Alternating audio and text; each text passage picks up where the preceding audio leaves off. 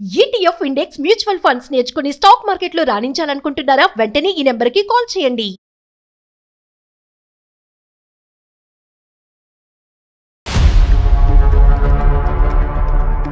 నమస్తే కళ్యాణ్ గారు. నమస్తే జయ గారు. కళ్యాణ్ గారు, మనకు ఒక మెయిల్ వచ్చిందండి. కృష్ణ అనే ఆయన చేశారనమాట. అతనికి భార్య మీద ప్రేమ ఉందో అర్థం కావట్లేదు, అనుమానం ఉందో అర్థం కావట్లేదు, అన్ని పీక్స్లో ఉన్నాయండి. సో దాన్ని ఎట్లా ఏం చేయాలనేది అతనికి అర్థం కావట్లేదు, ఎక్కడ బ్యాలెన్స్ చేసుకోవాలో తెలియట్లేదు, చాలా సతమతం అయిపోతున్నాడండి. ఏం పేరు అన్నారు మేడం? కృష్ణ అండి. కృష్ణ గారు మనకి ఈమెయిల్ చేశాడు, ఒకసారి మీతో మాట్లాడించాలని. సో మనకి నెంబర్ ఇచ్చారు, ఒకసారి కాల్ చేసేద్దామండి. చేయండి, తప్పకుండా జయ గారు. Will help him.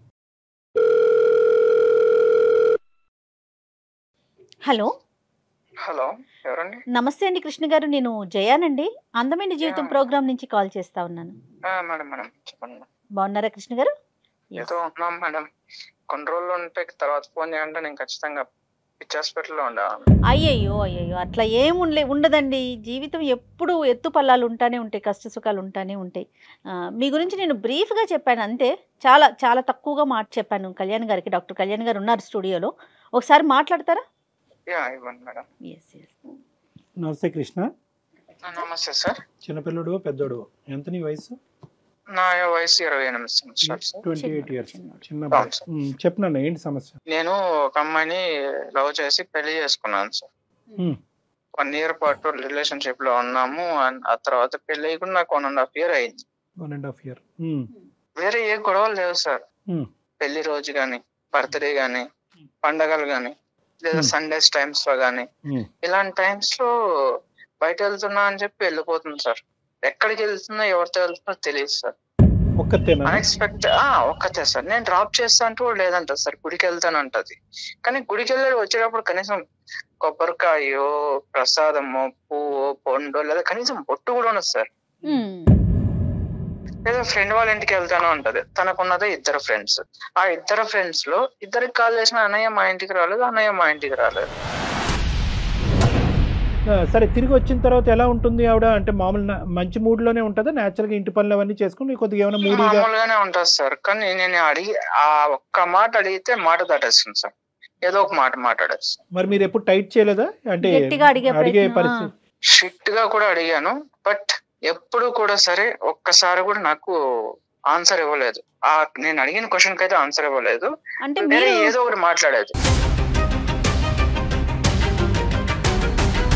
1 year పాటు లవ్ చేస్తున్నటువంటి క్రమంలో ఇటువంటి పరిస్థితి ఎప్పుడన్నా మీకు ఎదురైందా? లవ్ చేస్తున్నప్పుడు అంటే నేను తన 24/7 నా దగ్గర ఉండదు కదా సార్. ఆ టైంలో నేను నా స్వార్థం ఏంటో తెలుసా మేడం?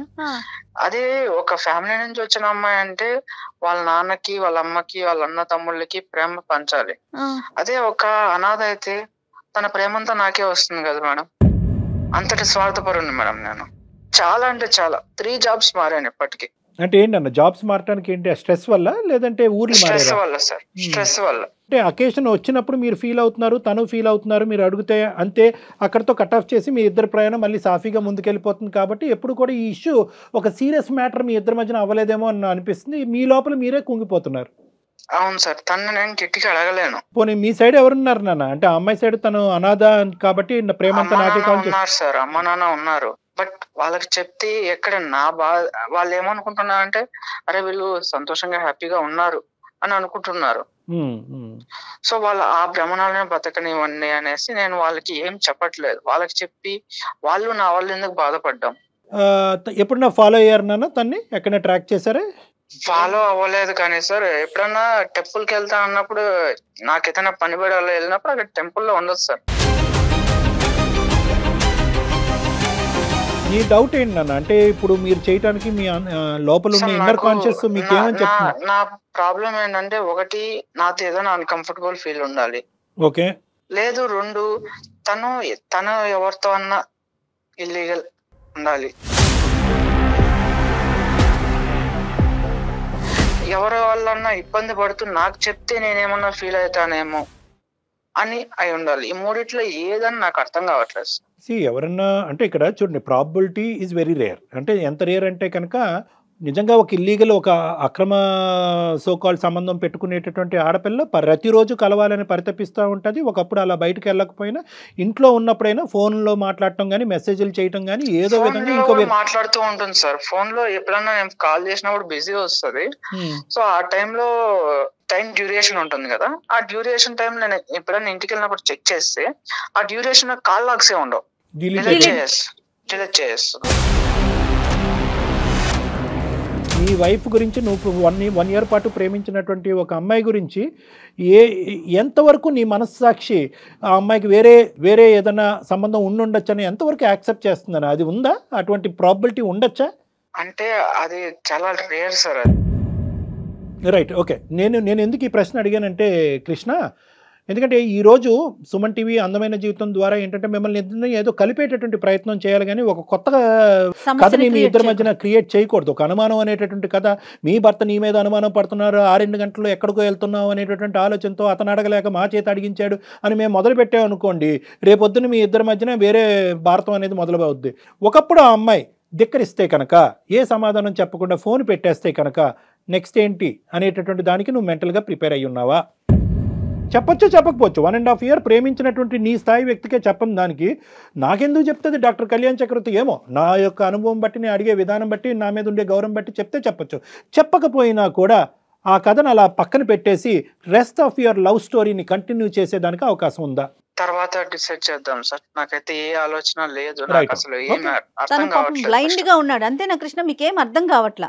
అవును మేడం. డాక్టర్ కళ్యాణ్ చక్రవర్తి మాట్లాడిన తర్వాత కూడా, అందమైన జీవితం ఇన్వాల్వ్ అయిన తర్వాత కూడా సమాధానం రాలేదు కాబట్టి ఇదేదో భయంకరమైనటువంటిది, ఇక్కడ ఏదో జరిగిపోతుంది అనేటటువంటి అన్నెసెసరీ కన్క్లూజన్స్ మాత్రం దయచేసి రావద్దు. Okay sir. Right, good. మరి ఒకసారి తనతో మాట్లాడదామా కృష్ణ? మాట్లాడదాం మేడం. మెయిల్ లో నేను నెంబర్ మెన్షన్ చేస్తాను, మీరు ఒకసారి చేయరా? కృష్ణ మీరు లైన్ లో ఉండండి, నేను ఒకసారి ఐశ్వర్యకి కనెక్ట్ చేసి మాట్లాడతాను. ఓకే.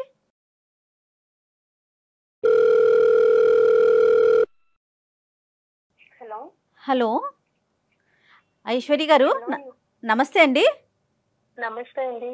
ఎవరు? నేను జయానండి, అందమైన జీవితం ప్రోగ్రామ్ నుంచి మాట్లాడుతా ఉన్నాను. ఓకే, చెప్పండి మేడం. మీ హస్బెండ్ కృష్ణ గారు లైన్ లో ఉన్నారు, ఒక్కసారి ఆయనతో మాట్లాడండి, దెన్ మళ్ళీ నెక్స్ట్ నేను మాట్లాడతాను. హలో కృష్ణ, మేడం మీ వైఫ్ ఉన్నారండి, ఒకసారి తనకి మాట్లాడండి. హలో. హలో ఐశ్వర్య చెప్పండి.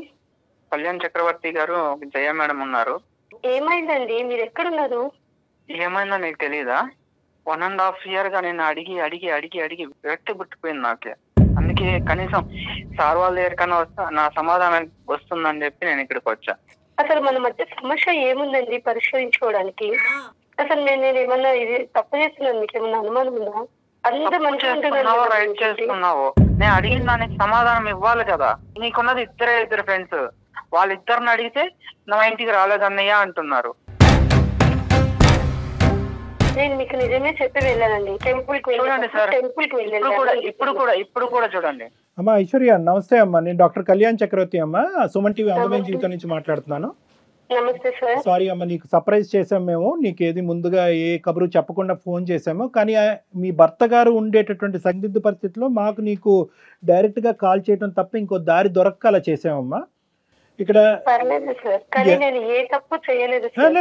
అమ్మ తప్పు చేసావని మేము ఎవరు అనలేదమ్మా. ఒక అకేషన్ వచ్చినప్పుడు, ప్రత్యేకంగా ప్రతిరోజు కాదు, ఒక అకేషన్ వచ్చినప్పుడు, అది మ్యారేజ్ అవనివ్వండి, లేదంటే ఏదైనా ఒక ఫంక్షన్ అవనివ్వండి, లేదంటే ఒక ఫెస్టివల్ అవనివ్వండి, ఆ టైంలో నువ్వు ఒక 2 to 3 hours పాటు అతనికి చెప్పే డిసప్పియర్ అవుతున్నావు అంటే, అది కూడా చెప్తున్నాడు, చెప్పే డిసప్పియర్ అవుతున్నావు, కానీ ఎక్కడికి అనేది మాత్రం చెప్పట్లేదు. ఎక్కడికి అని చెప్పేటటువంటి దానికి సంబంధించినటువంటి ఆధారాలు కనిపించట్లేదు. మరి ఇంత సీక్రెట్గా ఉండేటటువంటి ఈ వ్యక్తి ఎవరి దగ్గరికి తిని వెళ్తుంది?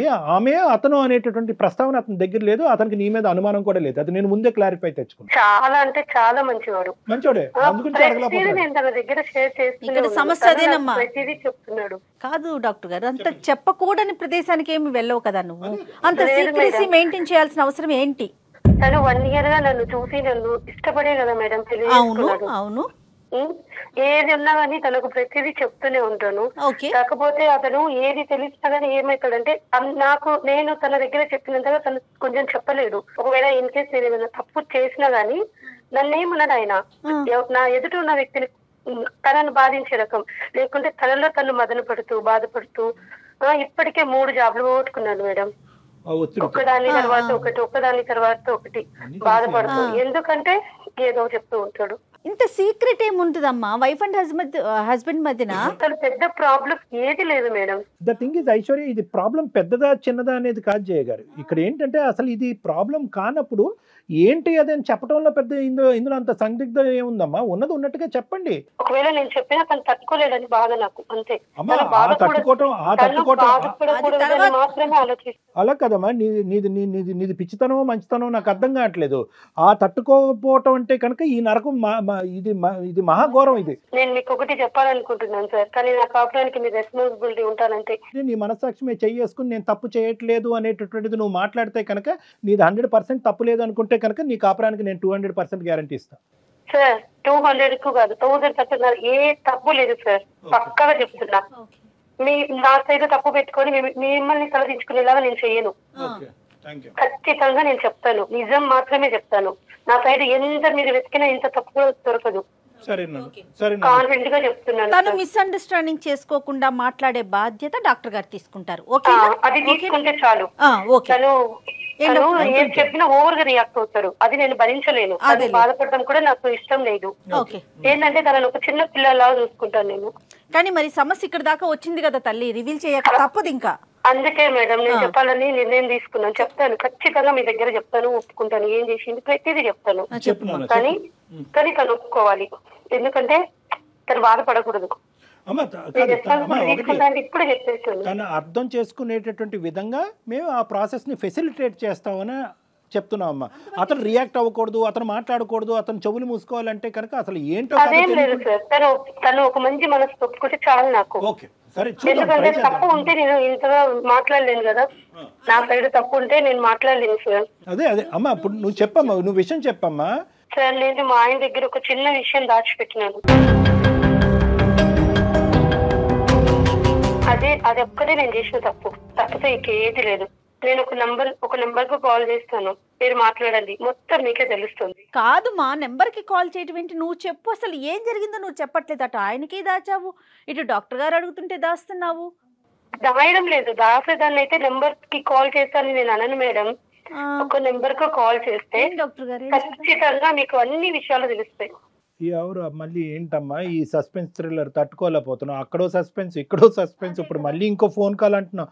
సరే, నీ సమస్య, మీ ఇద్దరి మధ్యన సమస్యకి పరిష్కారం ఉంటే కనుక మరి ఆ సస్పెన్స్ కూడా మేము చూడటానికి రెడీగానే ఉన్నాం. కలుపమ్మా. కాన్ఫరెన్స్ లోకి తీసుకుంటావా? తీసుకోండి. ఇప్పుడు తన కాపురానికి మీరు బాధ్యత అన్నారు. సో తప్పు జరగనంత వరకు ఓకే మీరు చూసుకుంటామన్నా, మళ్ళీ ఇంకొక కాల్ ఏంటో అర్థం కాలేదు. మరి హలో సార్, చూసారా?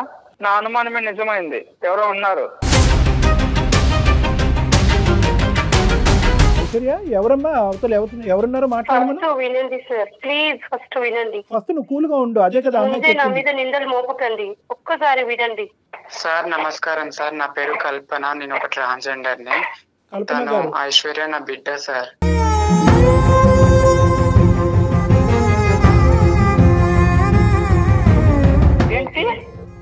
ఐశ్వర్య నా బిడ్డ సార్.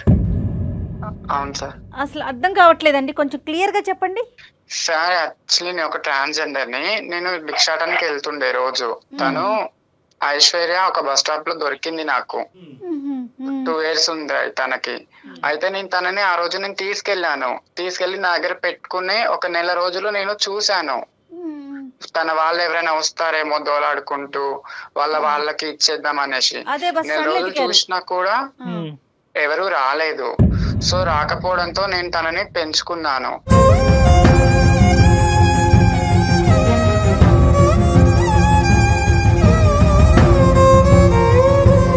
పేరు పెట్టాను తనకి, స్కూల్లో జాయిన్ చేశాను. నేను 6వ క్లాస్ వరకు నేను తనకి చూసుకున్నాను. దాని తర్వాత ఒక రోజు నేను వెళ్ళాను తనని స్కూల్ దగ్గరికి. వెళ్తే తను ఎవరు అని తన ఫ్రెండ్స్ అడిగారు, ఐశ్వర్య ఫ్రెండ్స్. అడిగితే తను మా మమ్మీ అని చెప్పడంతో చిచ్చి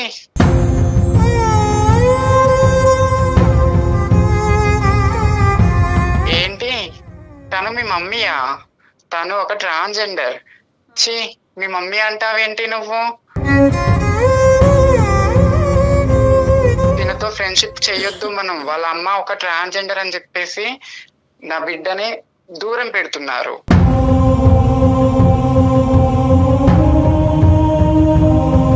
సో నేను అప్పుడే అనుకున్నాను, నా బిడ్డకు ఒక మంచి భవిష్యత్తు ఇవ్వాలి, నేను పడ్డ అనుమానాలు నా బిడ్డకు రాకూడదు అని నేను 6వ క్లాస్ తర్వాత తనని అనాథ ఆశ్రమంలో నేను జాయిన్ చేశాను.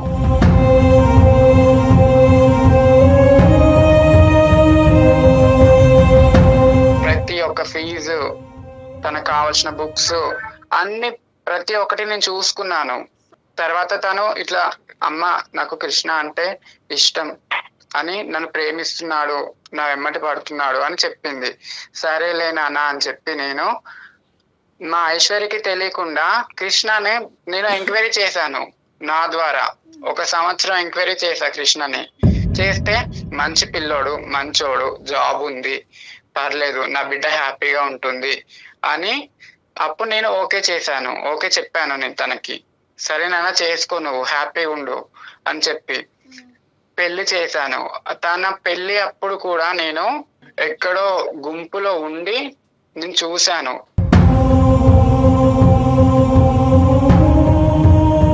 అనాథ ఆశ్రమం తరపు నుంచి తన పేరు మీద ఫిక్స్డ్ డిపాజిట్ 5 లక్షలు చేశాను. కాదమ్మా, ఇప్పుడు ఇది ఓకే, ఇంతవరకు మీరు చేసినటువంటి ఒక వెనక నుండి ఒక తల్లి కూడా చేయనటువంటి త్యాగం ఒక పెద్ద మనసుతో మీరు చేశారు, దానికి మేమందరం కూడా హ్యాట్స్ ఆఫ్. కానీ ఇది పెళ్లి చేసుకునేటటువంటి భర్తకి దాచిపెట్టవలసినటువంటి అవసరం ఏముందమ్మా? ఇప్పుడు మంచి అబ్బాయి అన్నారు, అర్థం చేసుకునేటటువంటి మనసు ఉంది, ఈ అమ్మాయి చిన్నపిల్ల, తెలియనటువంటి మనస్తత్వం. ఒక పెళ్లి అనేటటువంటిది కంప్లీట్గా ఒక ట్రాన్స్పరెంట్ ప్లాట్ఫామ్ మీద ఉండాలా, ఉండకూడదా? నమ్మకం ఉండాలి సార్, కానీ ఈ సొసైటీ మమ్మల్ని నమ్మదు కదా. ఈ సొసైటీ ఏమంటుంది, ఒక దగ్గరికి వెళ్తాం సార్, మేము వెళ్తే మమ్మల్ని చూసి దూరం వెళ్ళిపోయే వాళ్ళు ఉన్నారు, పక్కన కూర్చుంటే లేచి వెళ్ళిపోయే వాళ్ళు ఉన్నారు. మీరు బాగానే ఉన్నారు కదా, పని చేసుకొని బతకొచ్చు కదా, ఇట్లా ఎందుకు అడుక్కోవడం మీరు? కాదు తల్లి, కృష్ణ ఐశ్వర్య ప్రేమించి పెళ్లి చేసుకున్నారు, ఒకరినొకరు అర్థం చేసుకుని పెళ్లి చేసుకున్నారు. ఆ ప్రేమలో త్యాగాలు అనేటటువంటి ఉంటాయి. నువ్వు చేసినటువంటి కార్యక్రమానికి బహుశా కృష్ణ హర్షిస్తాడేమో, అరే ఇంత గొప్ప మనిషా, సమాజం నీ వైపు వేలెత్తి చూపెడుతుందంటే కనుక ఈ వెనకాల నుంచి తల్లిలాగా. నాకు తెలియదు కదా సార్, నా వల్ల నా అల్లుడు బిడ్డ దూరం కావద్దు, నా వల్ల ఇది నా బిడ్డ ఒంటరిది కావద్దు, మాది ఎట్లాగో ఒంటరి జీవితం. బట్ హౌ లాంగ్ అమ్మా? కాదు కల్పన గారు, ఎన్ని సంవత్సరాలు దాచిపెడతారు? ఎన్ని సంవత్సరాలు దాచిపెడతాం అనుకున్నారు? ఇప్పటికే ఆ అబ్బాయికి లేనిపోయిన ఆలోచనలు. చెప్పమ్మా, చెప్పమ్మా. ఇక్కడ ఇది ఎందుకు దాచిపెట్టిందో నేను చెప్పొచ్చు సార్? చెప్పుమా, చెప్పు. లేదు సార్, ఒకసారి నేను ఈయన షాపింగ్ మాల్కి వెళ్ళినాం, అక్కడ ట్రాన్స్జెండర్ చూసి ఈయన ఎంత విసుక్కున్నాడంటే అతను దగ్గరికి వచ్చేసరికి చాలా అంటే చాలా చిరాకు పెట్టిండు ఫేస్ మొత్తం. తన మెంటాలిటీ అలా ఉంది. దాని వల్ల నేను చెప్పలేకపోయాను సార్. వాళ్ళ గురించి కొంచెం మంచి చెప్పి ఇది నా పరిస్థితి అని చెప్పడానికి నేను చాలా సార్లు ప్రయత్నం చేసినాను సార్. అసహ్యం కలిగినటువంటి ఒక వ్యక్తి అంటే ఈ పరిస్థితుల్లో అతను ఏవో కొన్ని ఎక్స్పీరియన్సెస్ వల్ల, లేదంటే అతను చూడకూడదు ఏమైనా చూడటం వల్ల అతనికి ఒక బ్యాడ్ ఇంప్రెషన్ ట్రాన్స్జెండర్స్ మీద పడింది. కానీ నీ జీవితంలో ఒక ట్రాన్స్జెండర్, ఒక ఆడపిల్ల యొక్క, ఒక అనాథ అయినటువంటి ఒక ఆడపిల్లకు ఒక తల్లిలాగా నిలబెట్టి జీవితంలో ముందుకు పంపించిందని ఒక గొప్ప ఎగ్జాంపుల్ చెప్తే కనుక బహుశా అతని ఆలోచన శైలి మారిపోయి ఉండేదేమోనమ్మా. ట్రాన్స్జెండర్స్ మీద ఒక మంచి అభిప్రాయం వచ్చి ఉండేదేమో, వాళ్ళలో కూడా ఒక దయాగుణం, ఒక త్యాగశైలి, త్యాగగుణం ఉందనేటటువంటి ఆలోచనకు వచ్చి ఉండేవాడేమో. నిజమే సార్, అందుకే నేను వాళ్ళలో ఉన్న మంచితనం చెప్పడానికి కూడా నేను చాలా సార్లు ప్రయత్నం చేశాను. కనీసం వాళ్ళు ఊపే ఎత్తనియడు సార్ ఇంట్లో. ఇప్పుడు మనకి ప్రధానంగా కావాల్సింది కృష్ణ యొక్క రియాక్షన్ కావాలి నాకు ఇక్కడ. కృష్ణ, నీ రియాక్షన్ ఏంటి? ఇప్పుడు ఆవిడ ఒక ఫోన్ కాల్ కలిపింది, ఆ ఫోన్ కాల్లో ఒక మగగంతుకు లాంటిది వినిపించేటప్పటికి, అదిగో మేడం ఒక అబ్బాయి మాట్లాడుతున్నాడు బ్యాక్గ్రౌండ్ చూసారా, నేను అనుకున్నది నిజమైందని అన్నారు. కానీ అది నిజం కాదు. మీరు మాట్లాడుతుంది ఆ అమ్మాయి తల్లికి మించినటువంటి ఒక తల్లితో మీరు మాట్లాడుతున్నారు. ఇప్పుడు మీ అభిప్రాయం ఏంటో నాకు చెప్పండి. అవును సార్, నాకు వాళ్ళంతా చిన్నప్పటి నుంచి ఒక భయం సార్. వాళ్ళు వచ్చి ఆ స్లాబ్స్ కొడుతుంటే నాకు అట్లా షివరింగ్ అయిపోయేది. తను నాతో ఉండాలనుకుంటే వాళ్ళ అమ్మను వదిలేయమని చెప్పండి, లేదు వాళ్ళ అమ్మ కావాలనుకుంటే నన్ను వదిలేసి వెళ్ళిపోమని చెప్పండి సార్. కాదండి, దానికి కారణం ఏంటి? ఒకటి కృష్ణ, ఇక్కడ ఏంటంటే దేనికైనా ఒక బలమైనటువంటి కారణం ఉండాలి. మీ పర్సనల్గా మీరు ఒక ఎల్జిబిటీ గ్రూప్ని ఏ విధంగా చూస్తున్నారో does not equate to how Aishwarya looks at an LGBTQ group. ఆ అమ్మాయికి ఒక ప్రాణాన్ని ఇక్కడ నేను ఐశ్వర్య ఏదైనా తప్పు చేసిందంటే, కల్పన గారు ఏదైనా ప్రీమెచ్యూర్గా అనాలోచితంగా చేశారు అంటే కనుక మీకు చెప్పకపోవటం అనేటటువంటిది ఒక ప్రధానమైనటువంటి అంశం. అందుగురించి నేను అన్నాను, ఎంతకాలం దాచిపెడదాం అనుకున్నారంటే కనుక ఒక కూతురు అల్లుడి మధ్యన నేను ఒక ఇదిగా అవ్వకూడదమ్మా, ఇంతకాలం నేను ఇంత కష్టపడి పెంచినటువంటి నా కూతురు జీవితాన్ని నాశనం చేసినటువంటి ఒక తల్లిగా నాకు ఒక చరిత్రలో నేను ఉండకూడదు అనే ఆలోచనతో నేను వెనక నుంచే ఇప్పటికీ జీవితాంతం వెనక నుంచే నడపాలి అనేటటువంటి ఆలోచనని, అందులో మంచి ఉంది అనేది 99% మంది సమాజం నమ్మినా కూడా 1% మందిలో నేను ఒకనేమంటానంటే, అమ్మ పెళ్ళి అంటే కనుక నీతిమైనటువంటి పెళ్ళే కదమ్మా, ట్రాన్స్పరెంట్గా ఉండాలి కదా, నమ్మకం అనే బేస్మెంట్ మీద నడిచేది కదా, అన్నీ చెప్పుకుంటే కనుక అబ్బాయిని మనసు మార్చచ్చు కదా అనేటటువంటి ఒక్క అంశంలోనే ఆవిడ వైపు నేను వేలెత్తి చూపెట్టా. కానీ ఈరోజు ఆవిడ చాలా ముఖ్యమైనటువంటి పాత్రలో ఉంది, ఐశ్వర్యకి చాలా ముఖ్యమైనటువంటి పాత్రలో ఉంది. మీ అభిప్రాయం ఐశ్వర్య అభిప్రాయం అవనవసరం లేదు. మీరేం చూసారో నాకు తెలీదు, ఎందుకు వాళ్ళని చేదరించుకుని అసహించుకుంటున్నారో నాకు తెలీదు, ఎందుకు కింద నుంచి పై వరకు మీ శరీరం వణుకుతుందో నాకు తెలీదు. కానీ ఈరోజు ఐశ్వర్యకి ఆ అమ్మాయి ప్రాణం పోసింది, ఆ తల్లి పాత్రలో పోషిస్తూ ప్రాణం పోసింది. లేదంటే ఎవరి చేతుల్లో పడి ఉండేదో ఐశ్వర్య, ఈరోజు ఏమై ఉండేదో. ఈరోజు చదువుకుని ఒక క్వాలిఫికేషన్ వచ్చి నీలాంటి ఒక మంచి వ్యక్తితో పెళ్లి చేసుకుని ఒక ప్రయాణం కొనసాగటానికి ముఖ్య కార్యక్రమాలు భగవంతుడికి మించినటువంటి భగవంతుడు ఎవరన్నా ఉన్నారు అంటే కనుక అది కల్పన గారు. మా అత్తగారు ఒక ట్రాన్స్జెండర్ అంటే మా ఫ్యామిలీ కానివచ్చు, లేదంటే సొసైటీ కావచ్చు, నన్ను వేరేలా చూస్తుంది సార్. సో నేను అది తీసుకోలేను. Let us take another hypothesis. ఒక నిమిషం ఐశ్వర్య, నాకు కృష్ణతో నేను డీల్ చేయాలి. కృష్ణ మీద నాకు కోపం లేదు. కృష్ణ కన్ఫ్యూజన్లో ఉన్నాడు కాబట్టి కన్ఫ్యూజన్ క్లారిటీలోకి తీసుకురావాల్సిన బాధ్యత నా మీద ఉంది. ఎందుకంటే మీ కాపురాన్ని నిలబెడతానని నేను ప్రామిస్ చేసిన తర్వాత నువ్వు కల్పన గారికి ఫోన్ కలపడం జరిగింది.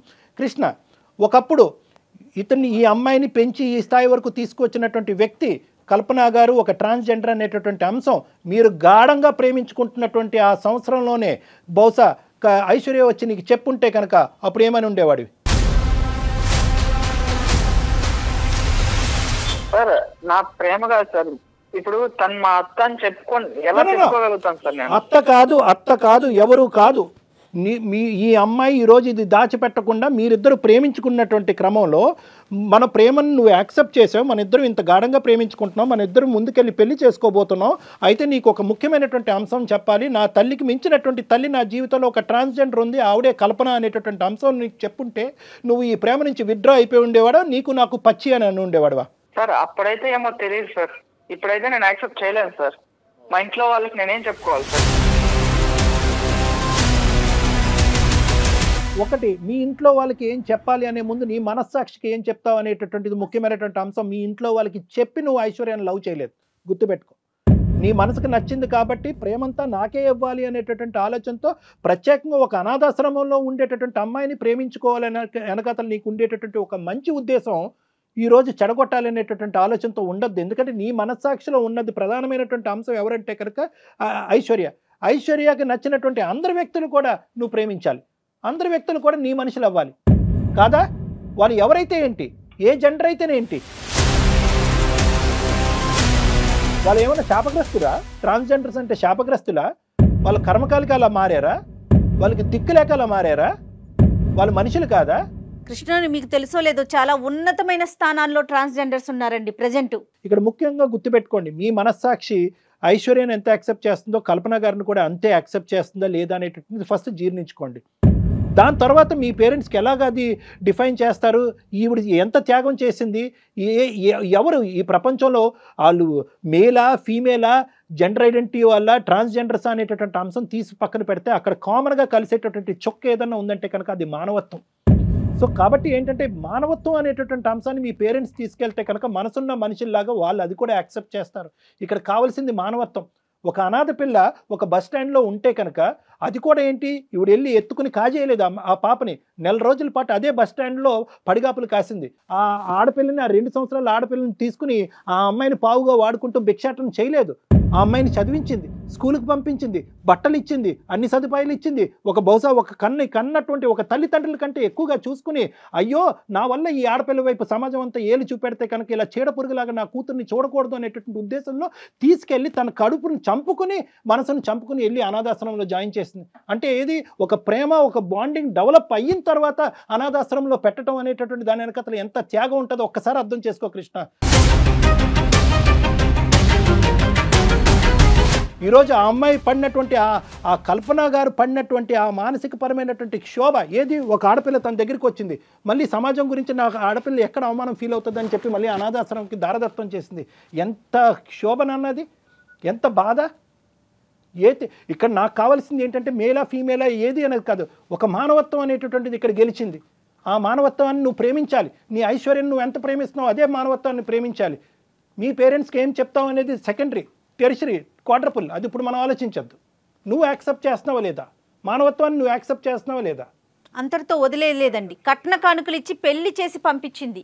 ఎవరు చేస్తారు నాన్న, ఎవరు చేస్తారు? మీ పెళ్ళికి వచ్చి కూడా దగ్గరకు వస్తే కనుక ఈవిడ్ని మళ్ళీ ఎలా ట్రీట్ చేస్తారు, ఒక చీడ పురుగులాగా ఈ సమాజం ట్రీట్ చేస్తుంది అనేటటువంటి ఉద్దేశంతో చెట్ట చివరి కుర్చీలో కూర్చొని అక్కడి నుంచి సుఖీభవ సుఖీభవ అనుకుంటూ దీవించినటువంటి మహాపతివ్రత ఆవిడ. ఏం మాట్లాడతారు ఆవిడ గురించి? మనం మాట్లాడటానికి సరిపోతామా? జెండర్ కాదండి చూడాల్సింది కృష్ణ, డాక్టర్ గారు చెప్పినట్టు మానవత్వం చూడండి, కొంచెం కళ్ళు తెరవండి. Okay ma'am. ఓకే కాదు నాన్న, నీలో ఇంకేం సెకండరీ థాట్ అనేది ఉండకూడదు. నువ్వు యాక్సెప్ట్ చేయాలి. ఐశ్వర్యాన్ని ఎలా అయితే యాక్సెప్ట్ చేస్తున్నావో అంత గొప్పగా ఆలోచించేటటువంటి ఆ మనిషిని కూడా యాక్సెప్ట్ చేయాలి. వీళ్ళు దాగుడు మూతలుగా వెళ్ళి కలుసుకోవటం అనేటటువంటిది ఇంకా ఆపేసి ఆవిడ కూడా మీతో పాటు కలిసి ప్రయాణం చేసేటటువంటి విధంగా ఒక వాతావరణాన్ని తీసుకురండి త్వరలో. నాకు ఏం చెప్పాలో అర్థం కావట్లేదు సార్, మీరు ఇలా చెప్తున్నారు. నాకు ఆలోచించుకోవడానికి టైం కావాలి సార్. ఓకే కృష్ణ, ఆలోచించుకోవటానికి టైం తీసుకో. కల్పన గారు మీరేమంటారమ్మా? నా కూతురు నా అల్లుడు ఇద్దరు హ్యాపీగా ఉంటే నేను వాళ్ళ లైఫ్ లోకి మళ్ళీ రాను సార్.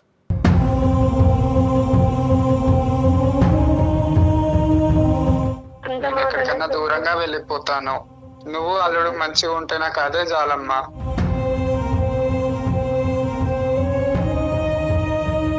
కల్పన గారు మీరు అలా మాట్లాడకండి.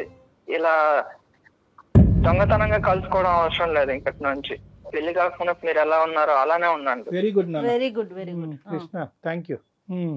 నేను ఇంట్లో వాళ్ళకి నేను ఏదో ఒకటి సర్ది చెప్పుకుంటా. Okay okay. తనని అన్ని సంవత్సరాలు పెంచకపోయింటే తను నా దగ్గరికి వచ్చేది కాదు. సూపర్, మంచి పాయింట్. ఒక్క లైన్, నేను చెప్పింది అంతా కూడా ఒక లైన్ లో సమరైజ్ చేశాను. మా ఇంకేం మనసులో పెట్టుకోకు, డాక్టర్ గారు మాట్లాడారు కదా, సంతోషంగా ఉండండి. ఓకేనా? Thank you so much madam. Kalpana garu, ఈ సందర్భంగా అంటే వీళ్ళిద్దరితో మాట్లాడిన తర్వాత మీతో కూడా మాట్లాడినాక నిజంగా చెప్తున్నానండి, మీకు మనస్ఫూర్తిగా చేతులెత్తి దండం పెడుతున్నామండి. చాలా చాలా మంచి పని చేస్తున్నారు.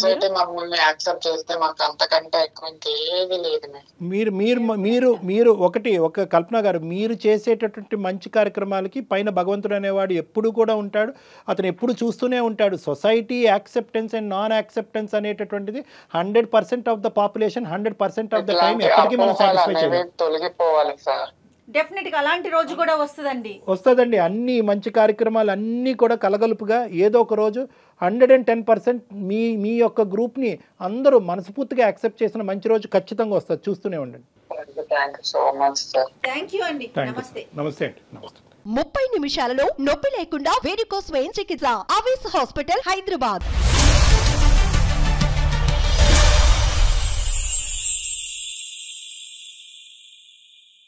సుమన్ టీవీలో మీ పర్సనల్ అండ్ బిజినెస్ ప్రమోషన్స్ కోసం కింది నెంబర్కి కాంటాక్ట్ చేయండి.